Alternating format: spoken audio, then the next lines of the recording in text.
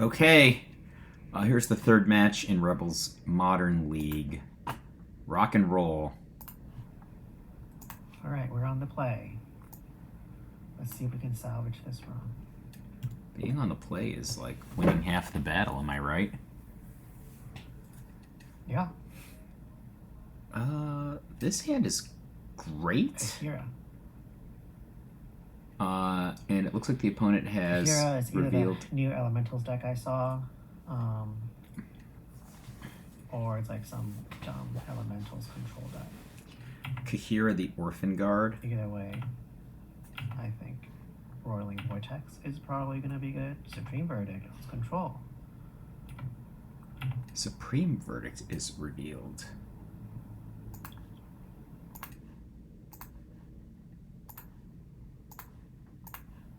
I think Vortex first, then Eidolon. They could have Prismatic Ending. It could just be like classic control. I think this is a toughie, but don't know until they do Prismatic something. Ending. Alright, so if the opponent endings there and they've shown you Prismatic Ending. Supreme Verdict, right here, I think I would play Bloodstained Mire. I think time is good for us regardless. So unless they have double Prismatic Ending. Yeah, I would have broken Bloodstained Mire, gotten Sacred Foundry, and taken 3 to play Eidolon of the Great Rebel. I think, although Searing Blaze does impact this, Spectacle says what? Yep. like Rebel's already down to 1 life. Sorry, from the Bottom. whatever that stupid land is called, Sunbaked Canyon. Could be down 2 more from fetches, but you're gonna get paid back in a turn or 2. Crack this. Well, there's no reason to crack this now, so this is just a procedural issue. You should just never crack your fetch lands unless you have a reason to. And there's no... yeah, I don't know. Would not have cracked the fetch land and would not have gotten Mountain and would not have cast Skewer the Critics. Oh my gosh. Against open plains, this is a really easy Eidolon of the Great Rebel. And then, again, Cool. well, they conceded. Okay. But it would have been an easy Eidolon of the Great Rebel. I get. All right. This is some BS on that pile. So this is useful. No way I'm siding in 3 Pad to Exiles with the amount of information we have. What else did they play? The only cards we saw were Supreme Verdict and Prismatic Ending. I think Well, if we're worried about specifically Chalice, Smash or Smithereens like better. I think I would side like 2 Searings for 2 like Exquisite Enchanted Firecrafts. By the way, I wouldn't Death. play Exquisite Firecraft. But if you have it, you might as well, and then side 2 additional Searings. They have For Fury. 2 Smash to Smithereens, they might They have the same Chalice, I like guess. pump creatures. I think. Just 0% chance I'm siding in Pad to Exile here. Eidolon, I don't think is very good here. Okay, Eidolon is great. Eidolon beats for 2. It's a Grizzly Bears. If you get 4 or 6 damage out of it, that's So up enough. to- Yeah, Pad to Exile. There's just not enough information to decide that you're going to put Pad to Exile in. I'm so wary about putting in cards that don't deal any damage. We don't need it. I think I'd go 2 Smash and 2 Exquisite Firecraft for 4 Searing, and I'm not sure. I might just do nothing. A lot of time I just do nothing. Like, oftentimes there's these decks and they're like creature poor but not creature less, and you can just like get them with a Searing effect on like a Solitude or something like that. It's like pretty good.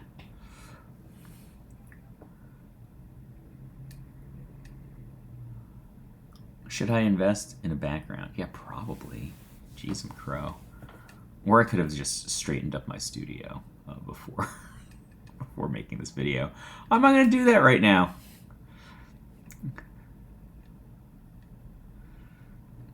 Rebel. 38 seconds, let's go. The people are waiting. Their opponent is bad at Magic, apparently. Yeah, like there's 2 cards in this deck that don't deal any damage right now. You know, there are times you have to have Path to Exile. I just don't think that this is necessarily one of them. We just don't have enough information. Look, you're not going to Path Kahira the Orphan Guard, right? Okay. This hand is very good. I mean, other than it has a Path to Exile in it. It's a little heavy on land. It's fine. You don't want to draw any more land, but... But I do have an answer for their on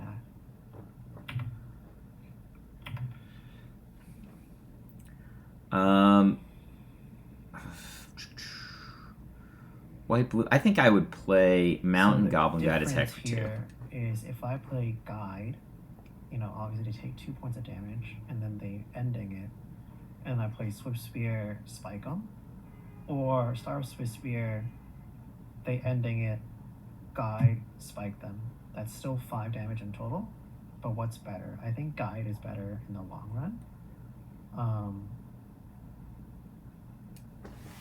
Or is setting up Vortex turn 2 better? Alright, so the opponent is at 19 life, right? Effectively, that Flooded Strand is gonna have to become something. I'm just gonna... Yeah, so decide there's just no that reason to Swift play the red-white land there. Guide is better. You have the opportunity to do that later if you need to play it face up. You could just play the mountain to do the same thing. Just no reason whatsoever to take 2 damage here. And Goblin Guide is a superior play to Monastery Swift Spear. It does 2 damage instead of 1 damage this turn. There's just very few situations where the Swift Spear outperforms the Goblin Guide there. Like, even if you Roiling Vortex here and get the Prowess trigger, the Goblin Guide is naturally 2 power. You could fire. You could ice. I'm still just gonna go for it. I mean, if they have Fire Ice, you're just going to lose it in response to the Lava Spike. Counterspell. Wow. You got a counterspell there. I mean, I would just jam the Goblin Guide and attack for 4. Right now, we'd be in a very similar situation, other than I think I would have the opponent at 13 rather than 14, because I would have attacked with a Goblin Guide on turn 1. Alright, Teferi Time Reveler. Nice. Bounce the Guide. So Teferi has 1 counter on it right now. I think this could be super annoying. We're going to set up like Because we also know that there's a Narset. A Narset was revealed, which is going to limit our ability to get value out of Sunbaked Canyon. So just keep that in mind. I would definitely kill Teferi here. There's a lot that can just go wrong for us. Yeah. Force of Negation. Yeah, it just doesn't matter. Right, so I think I'd send 1 to Teferi and 1 to the opponent's face. Rebel sending all 4 to the opponent's face. Going to put them to 10.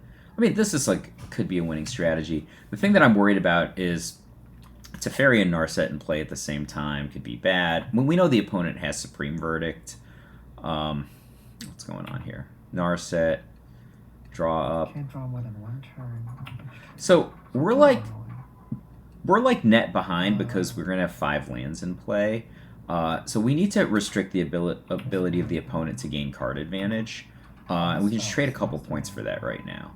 Like, Rebel literally has 3.5 cards that have no text, right? So a lot of force is going to have to come through these 2 creatures. We can't even get prowess triggers right now. It is insanity to me to let that Narset live. That's a free card. Another Force of Negation. Yeah, so play the Sunbaked Canyon and then sacrifice 1 of the Sunbaked Canyons during the opponent's turn, I think is the play. Not that. That is not the right land to play. Exile 1, probably the Guide. If they can play instant speed. Like, alright. The opponent just got a free card. They got a... What do they get? Prismatic Ending. Like, that's pretty good, right? Prismatic Ending lines up really well with Rebel side of the battlefield, especially given the fact that Teferi Time Reveler just ticked up in order to act as let's wash sorceries into instants sitch. Like, if you have Searing in your deck, which Rebel currently does, you do not make the play that she just made. So she's a little flooded. She's gonna get endinged. No, Days Undoing? Oh, that's Terabad. Right, so Days Undoing combined with Narset Parter of Veils is going to annihilate Rebel. Likelihood of winning this game is incredibly low. Again, I would have killed that Narset and killed that Teferi. If both of those Planeswalkers had been dead, Rebel would not be in her current predicament. That said, she's following the lines. Going to put the opponent to 4, I think, here, which is 1 more than her current power in play. And the opponent could just fade. Right, that's a possibility. Okay, cashing in Teferi. I mean, if you just look at this, like Teferi has just drawn an additional card in addition to a ridiculous, was that like a 10 for 1? With the combination with Narset. Like, this was like utterly preventable. Like, this whole situation was really preventable. And Rebel would have had, potential action from Sunbaked Canyons. Ending here, right? Like, I mean, still win. It's just, like, massively behind. 8 cards against a Goblin God? Oh, did I not play? No, you played the wrong land. You did, in fact, play the wrong land. So... Smash the Smithereens, no text. I mean, so this is a really tough spot. Rebel, I think I would play the guide. It's hard to say. If the opponent is at 4, there's a school of thought which is just accumulate 7 must counter spells and they can't stop them all. You don't want to be in a situation where they're just playing 1 for 1 and you're both top decking. They have way better routes to card advantage than you. I'm guessing the opponent wins this game. Going to 3, that is ballsy. That means they have a direct answer to a counterspell, and it also means that if Rebel was going to play Exquisite Firecraft, that she really should have. That would be an outstanding top deck. But not here. Yeah, I definitely play that. I think you just... Like, they're at net 1 if the guide hits. Like, this is no longer a card advantage. Alright, you're just dead. Dead. Okay. I think Smash the Smithereens. Get rid of that. Is Firecraft in the deck? Looks like it is. I mean, Eidolon of the Great Revel seems great against Planeswalkers. You just need attackers. I'm not certain they don't play on math. I mean, predicting what the opponent does is an important skill in Magic. However, we know for a certainty that they have a bunch of 3 casting cost cards that are incredibly high leverage. I don't care about the Omnath game anymore. I think it's just this. Yeah, spring in the Eidolons. Rock and roll. Let's go. Well, you should definitely have those Exquisite Firecrafts if they're in your deck. I think Searing is kind of poopy. Well, is there Riftbolt still in this deck? I think I would side out Riftbolt. Riftbolt's very bad against Teferi. Well, no, Searing Blaze hits. No, it doesn't hit Planeswalkers. Alright, I think Rebel's going to take this one. What do we got here? This hand sucks, and I'd probably keep it. You go, like, here's the thing. You go, like, first turn guide. If you rip a second land, you almost can't lose. It's just so much. Like, what do you have, like, 19 over 53? You have about a 1 in 3 chance of auto-winning the game. And it's, like, not like you don't have any plays if you don't have a land. Oh, sweet. Himbitorok, the opponent. Could live with that.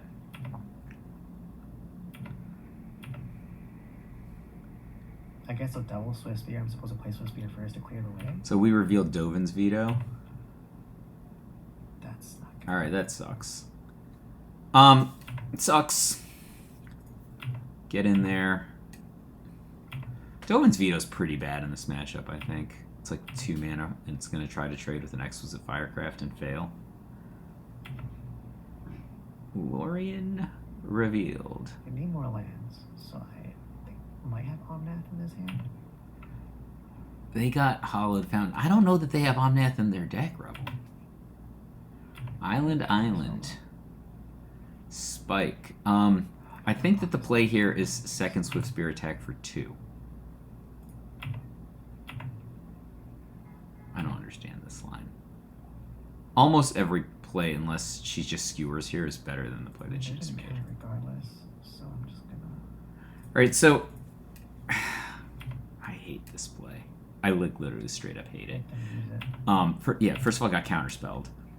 Then next turn, But spike them. like you have such a better catalyzing play if you're just like Lava Spike and attempted skewer the next turn. Oh, this is tough. Okay, optimal draw here is just a land, and then you go land Swift Spear, Spike Narset attack for 4. So I need to draw exactly a land.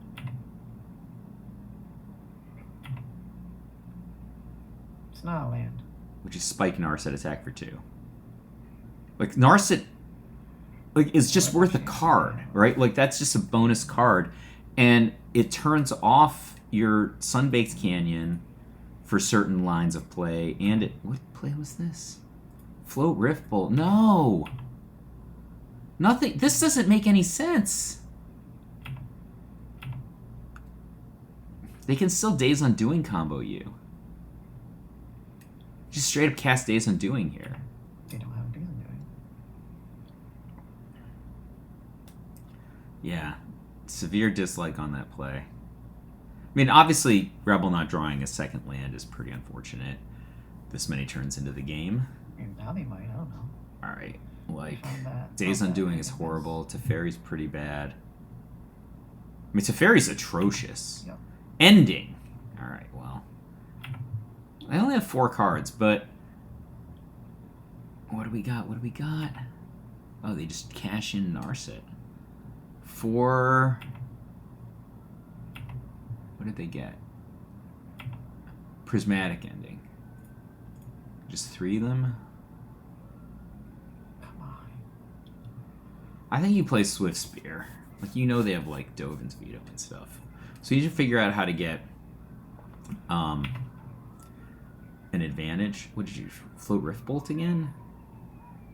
So if you attack with Swift Spear and they're just, like, ending, then basically you traded 1 for 1, except for the Swift Spear got damage in, which is good.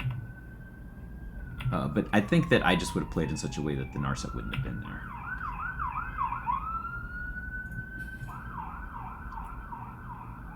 Alright, Rift Bolt puts him to 10. I mean, on the upshot, Rebel has, like, plenty of damage to kill the opponent with here. Well, might as well just float another Rift Bolt. we ran that The, one there.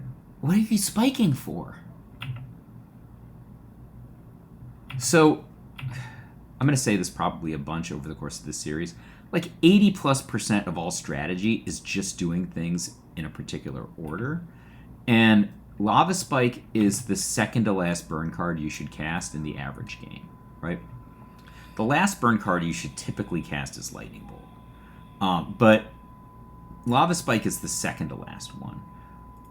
And that's because it costs so little mana. You could just use it to, not the like actual last card you cast, because you save it to the last turn is the thing that you should do. So look, it just would be better to have Rift Bolt here. Yeah, Ugh, this is horrible. that was very silly. I don't know how she gets out of this. Suspended. That's They're really assaults bad. no matter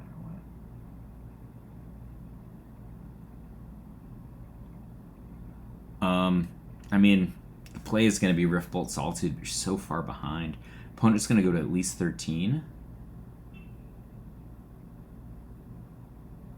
And they have like 4 cards in hand to R3. And that's like assuming Rift Bolt resolves.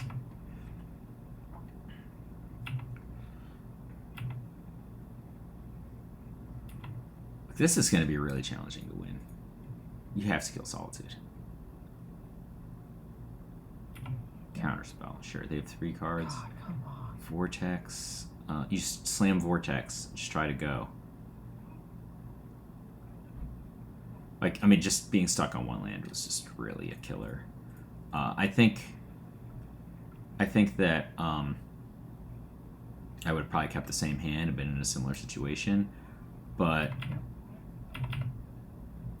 there would have been opportunities to be at a slightly better position than we are right now. His opponent's going to go to 16 here.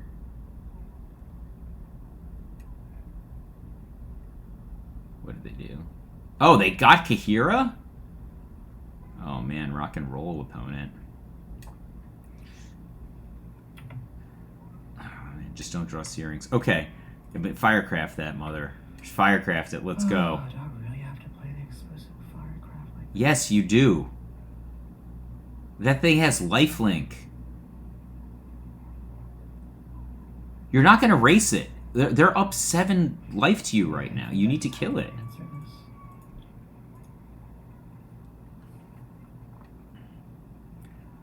I don't know how you're going to race Kahira. That's going to be tough also.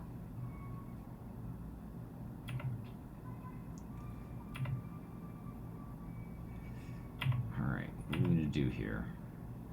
These would have much been better. So I like the opponent's deck setup. They have like Narset, Gaia Reach, Sanitarium, so that's like a cool combo where they can force both players to draw, but because if you've already drawn and they have Narset in play, then you don't draw, but both players still have to discard. So it's kind of a Narset exploiting Disrupting Scepter. It's just like calling back the original Weitzman strategy. It's pretty cool. Alright, this is Stains-tacular. That thing goes up to 5. Okay, come on, Rebel. Canyon, just hit Vortex. I mean, I think we know that they have Dovin's Veto, so this is going to get countered with Dovin's Veto, I think. And it resolved, so maybe they're just going to beat it with a Prismatic ending. Yep. That was that. 15 to 8. They're going to have a Teferi with 5 counters and Kahira at a minimum. Here. This is rough. Yep. Draw a card, that's right.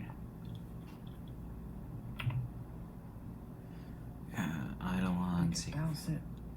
Attack me for 3, I go to 4, replay it. Just play Eidolon, maybe they'll let you block.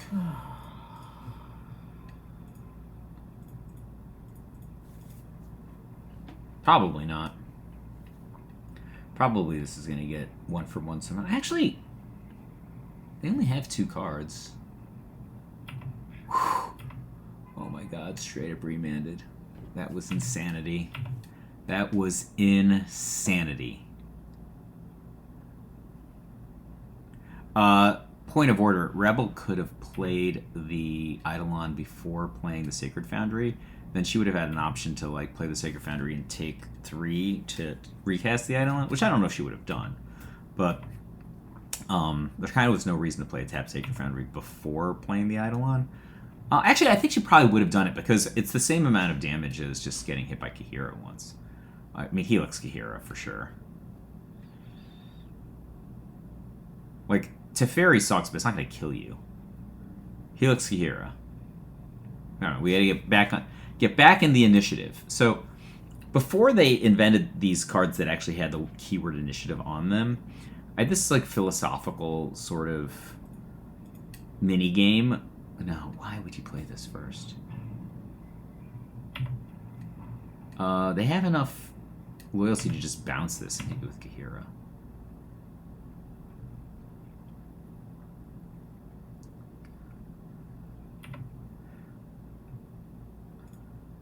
So this is super problematic because, among other things, Rebel can't use the Lightning Helix on the opponent's turn because of Teferi. So I think the best play would have been to cast Lightning Helix, try to kill... Oh, that's game. That's game. Teferi bounces Eidolon. Oh, it's actually Solitude eats Eidolon. Teferi. Yeah. Fairy got you. RTFC, right? That one was unfortunate. Rebel was just mana screwed in game 3. I think that game 2 was pretty winnable. There is a point where you just have to figure out if you're going to try to interact with the opponent's permanents or just try to interact solely with their life total. And a big problem that burn players have is they just do 18 or they just do 17, or I don't know if we dial this back. What did game 2 end at? Rebel got the opponent to let's look. In game 2, got the opponent pretty low. Got the opponent to around 3, right? So probably did like 17 damage or so. But the problem that you have is that you don't deal 20, right? And so I think that is most common because burn players are just playing according to this paradigm that I call Gear 1, which is trying to play burn like it's a combo deck. So burn's greatest strength in Modern is not that it's a combo deck. It's cool that being a combo deck is part of its range, right? And you get the occasional 4th turn kill, right? Don't get me wrong, that happens, and you feel like a genius when it happens, right? But if your opponent cooperates with you, you might get a 3rd turn kill, right? It's just like they try really hard to kill themselves because you've been so tricksy. Sometimes you get a 3rd turn kill, which is really uncommon. 4th turn kills are also pretty uncommon. So all these burn players out there are just trying to get these 4th turn kills that just really don't ever come up. And so it's cool that that's part of the range, but playing for them is like a fool's errand in my opinion. I am pretty famous for saying you should never Lava Spike on turn 1. That's not actually true. You should Lava Spike on turn 1 if your hand says that you should, right? If you have like a hand that's like 2 lands and 5 1 casting cost 3 damage cards, you should definitely Lava Spike on turn 1 at least some of the time, depending on what these 1 casting cost cards are, because that hand is just like perfectly set up for like a 4th turn kill, but you need to utilize all of your mana in order to do that, right? By the way, if you have a hand like that, it's probably better to float a Rift Bolt than to cast a Lava Spike, but that would be an example of a time when casting a Lava Spike on turn was actually pretty good. And it's not pretty good usually, right? So the thing is that people are trying to like play burn like it's this combo deck, right? And it's cool. You can be a combo deck sometimes. You can get a 4th turn kill some of the time. But like it's pretty hard because opponents can interact with you. Like the games that you have like these fast kills usually involve stuff like drawing multiple Goblin Guides that connect on turn 2. And so, it's pretty easy to interact with a 2/2 creature in Modern. So the opponents can stop you from these sorts of things. So what I think the greatest strength of Burn is its ability to basically play like an undercosted mid-range game, right? So if you think about the advantages of like, I'm going to broadly say the Rock, like any deck that Reed Duke would like, right? So black-green, white Abzan, black-green, red Jund, or these decks that are just like progressive card advantage, removal, and efficient creatures, right? Like, some disruption.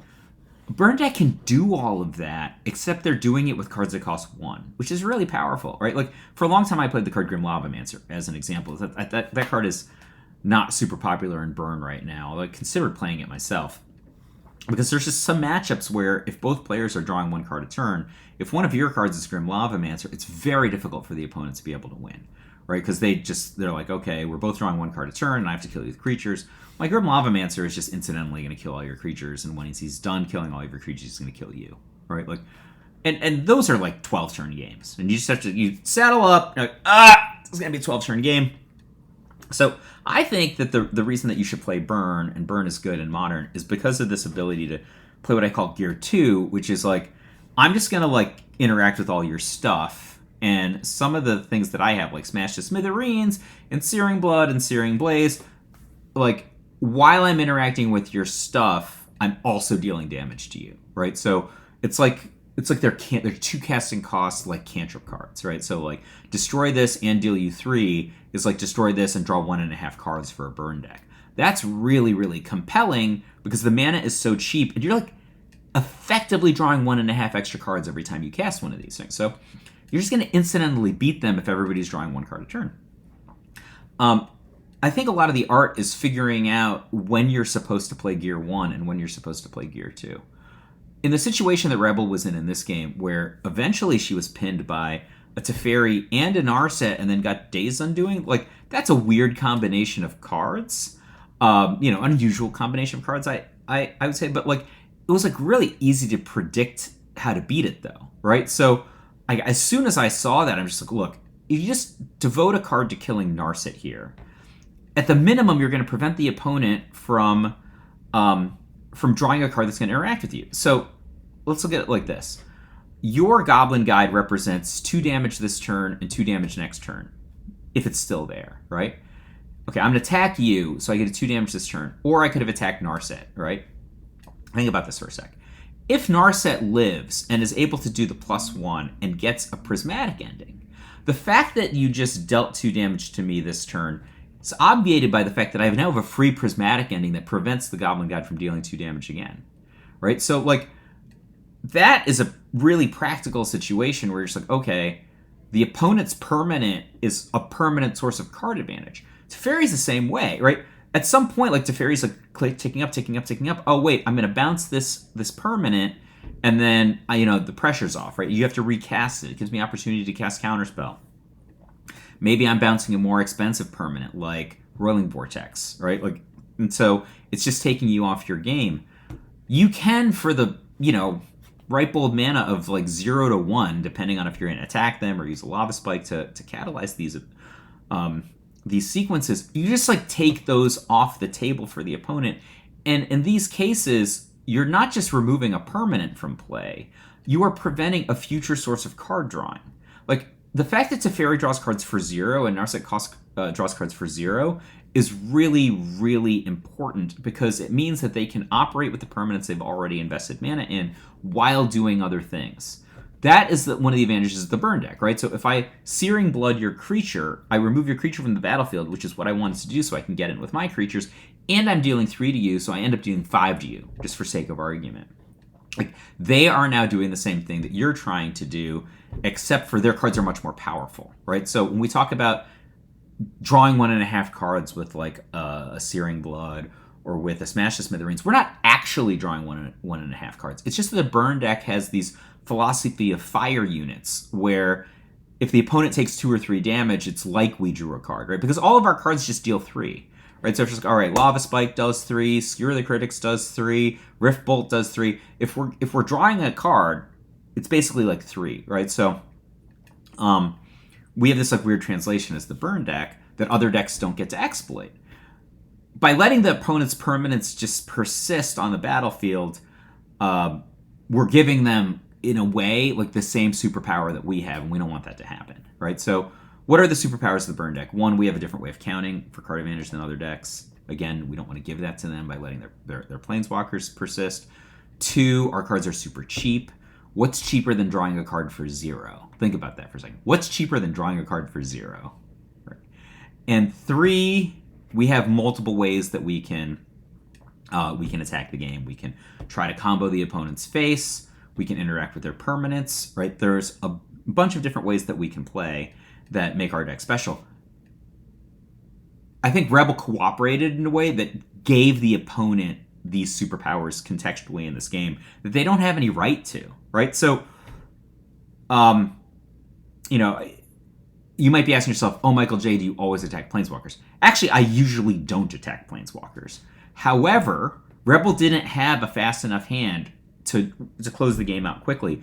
She had to turtle up and accept that she was going to play a game that was going to go for another X turns, like 3 turns or whatever.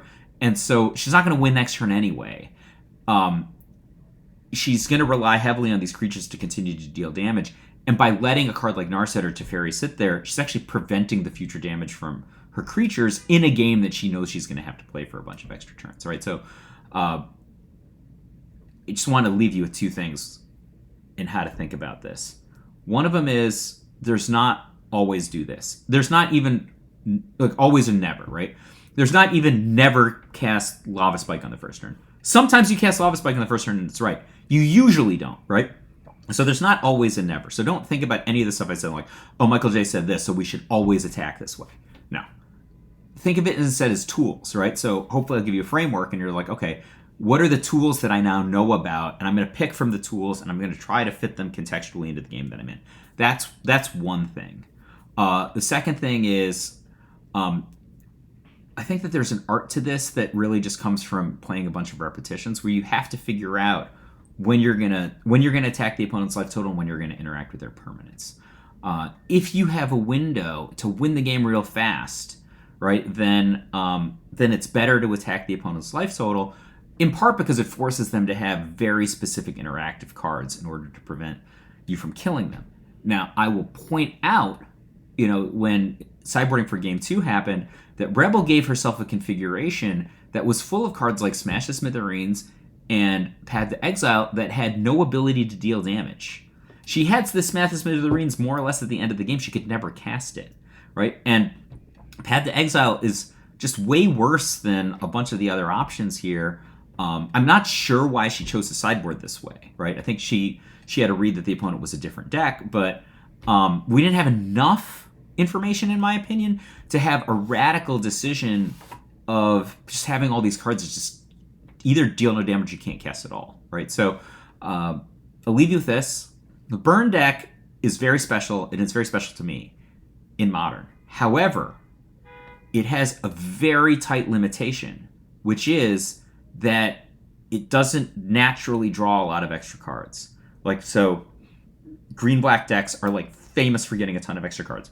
If you have a Teferi or a Narset or, some kind of whatever you want to call a fact or fiction, a big Teferi, your blue-white deck, you have all this ability to draw extra cards. Even black-blue decks that don't have bulk card advantage play cards like Dress Down or Street Wraith that give them access to looking at more and more cards, to fixing their hand while doing stuff that is proactive to their strategy. The burn deck kind of has to draw one card a turn off the top of its deck, right? As a result of that, every single resource is more precious than the average resource, let's call it a card, let's call it a mana tap, than you would have in another deck, and you have to be mindful of that. This is really the last thing. I probably said the last thing 3 times. This is a deck that very, very much punishes and rewards playing the correct land in the correct order, right? So, there's a lot of times when something looks close. Typically, it's Inspiring Vantage first, fetch lands last, all right? If you have the option between fetch land or a face-up Sacred Foundry, you should think about, do I have to play this Sacred Foundry face-up untapped, you know what I mean, right now, or can I wait, right?